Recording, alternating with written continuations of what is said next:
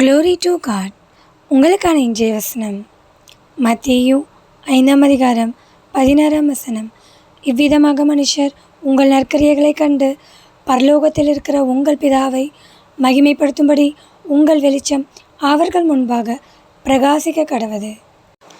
கிறிஸ்துவுக்குள் பிரியமானவர்களே, நீங்கள் மற்றவர்களுக்கு முன்பே நற்கிரியைகளை செய்ய வேண்டும்.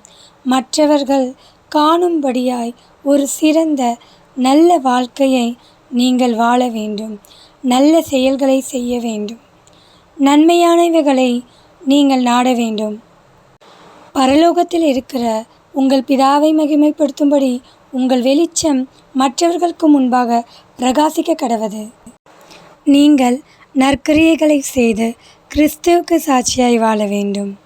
ஆமேன். தேவன் தாமே உங்களை ஆசீர்வதிப்பாராக. ஆமேன்.